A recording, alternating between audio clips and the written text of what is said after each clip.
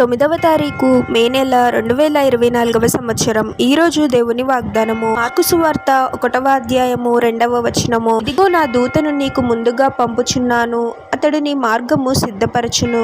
సహోదరి సహోదరులారా, ఈ మాటలు యోహాను గురించి వ్రాయబడ్డాయి. ప్రభు యొక్క మార్గాన్ని సిద్ధపరచడానికి, ప్రభు యొక్క మార్గములను సరళము చేయడానికి బాప్తిస్మమిచ్చి యోహాను అరణ్యములో ఉండి పాప క్షమాపణ నిమిత్తము మారు మనస్సు గురించి ప్రకటించేవాడు. అప్పటికి ప్రభు ఇంకా సువార్తను ప్రకటించడం మొదలు పెట్టలేదు.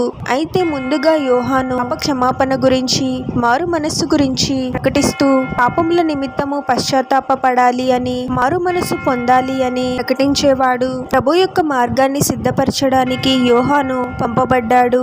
మనలో ఎంతమంది నిజంగా మారు మనస్సు పొందాము అనేది మనల్ని మనం ప్రశ్నించుకోవాలి. ఇప్పటికే ఎన్నో సంవత్సరాలు గతించిపోయాయి. సువార్త గురించి జ్ఞానం మనకు లేదా అంటే ఉంది. అయినా ఎంతమంది మనలో మారు మనస్సు పొంది బాప్తిస్మము తీసుకున్నాము? ఏదైనా శ్రమ వచ్చినప్పుడు ప్రభువుని ఆశ్రయించడం, ప్రభు నుండి సహాయం అందిన తర్వాత మరలా ప్రభువుని మర్చిపోవడం కదా మనం చేస్తున్నది. ఇలాంటి స్వభావాన్ని మనం కలిగి ఉన్నామా? నిజమే, కష్ట సమయాలలో ప్రభువు నమ్ముకొనదగిన సహాయకుడు. అయితే మన పాపముల నిమిత్తము పశ్చాత్తాపపడి మారు మనస్సు పొంది ప్రభువుని రక్షకునిగా అంగీకరించాలి.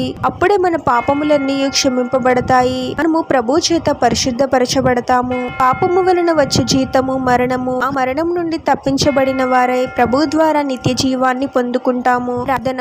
పరిశుద్ధుడుగా యేసుక్రీస్తు ప్రభువా, మీ పరిశుద్ధమైన పాదాలకు వేలాది వందనాలు, స్తుతులు, స్తోత్రాలు చెల్లించుకుంటున్నాము తండ్రి. ఒక నూతన దినములోనికి మమ్మల్ని క్షేమంగా ప్రవేశింపచేసిన దేవా, మీకే స్తోత్రం ప్రభువా. సువార్త గురించి జ్ఞానం ఉన్నప్పటికీ ఎంతో మంది మారు మనసు లేని జీవితాలను జీవిస్తూ ఉన్నారు తండ్రి.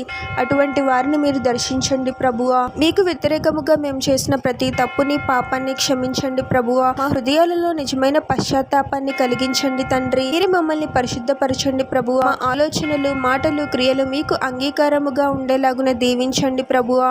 మిమ్మల్ని రక్షకునిగా అంగీకరించి మీరు అనుగ్రహించి రక్షణలో నమ్మకముగా కొనసాగి మీ ద్వారా నిత్య జీవమును పొందుకునే వారముగా మమ్మల్ని దీవించమని ఈ ప్రార్థనలో ఏకీభవిస్తున్న ప్రతి ఒక్కరిని పేరు పేరున దీవించి ఆశీర్వదించి అభిషేకించమని, వారు చేసే ప్రతి పనిలో మీరే వారికి తోడుగా ఉండి వారిని అన్ని కీడుల నుండి, అపాయాల నుండి మీరే వారిని రక్షించమని ఈ మా మనవులన్నీ యేసుక్రీస్తు వారి పరిశుద్ధ నామంలో అడిగి వేడుకొనిచున్నాము తండ్రి. ఆమేన్.